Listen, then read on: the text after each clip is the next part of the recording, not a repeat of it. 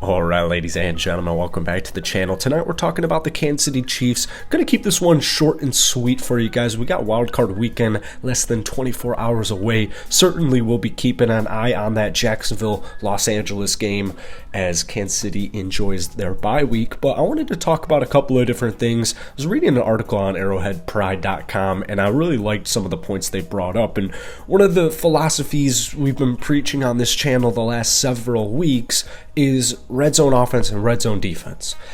You know, red zone defense, field goals, not touchdowns, right? But today we're going to focus primarily on the offense because Kansas City has a multitude of different players that just really excel in the red zone. And while Mecole Hardman technically didn't see any snaps this past week against Las Vegas, he was ready to go.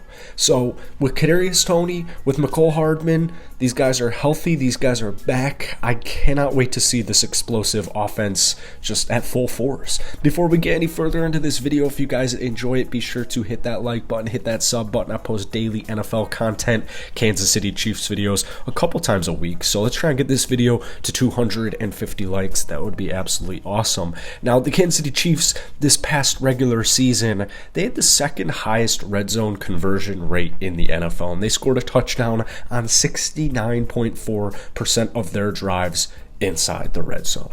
Now, you have Patrick Mahomes, who is 100% going to be the MVP. It is not even close, in my opinion, and I don't think the voters see any issue with that logic either. Patrick Mahomes, clear-cut MVP, and a big reason of that is what he's done in the red zone. He led the NFL with 34 red zone passing touchdowns this season. That's higher than some teams. That is an insane statistics. 34 red zone touchdowns. Travis Kelce led the league with 10 red zone touchdowns, and Jerick McKinnon came in second in the league with 7 red zone touchdowns. And keep in mind, this cat wasn't really being utilized in the first half of the season. You can tell it's, kind of similar to last year's playoffs where he absolutely feasted. They were almost savoring him.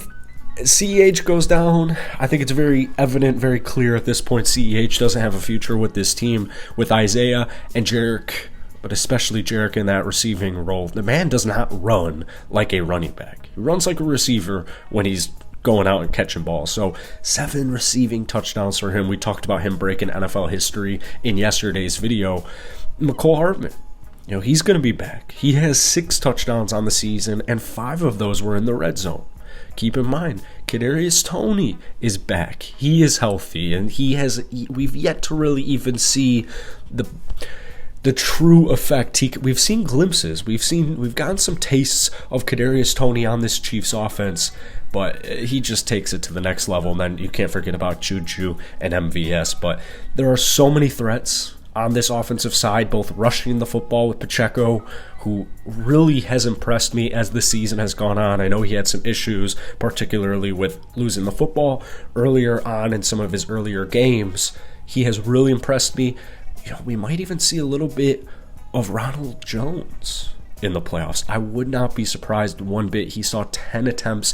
He only had 17 on the season, but he had 10 attempts that last week against Las Vegas. So a couple of things to keep an eye on, but man, number one offense for good reason. They score a lot in the red zone, and that's going to make all the difference in the world once we get into the playoffs. So that's it for today. Short and sweet. If you guys enjoyed it, hit that like button, hit that sub button, but most importantly, let me know what you guys are thinking about the Chiefs red zone down below.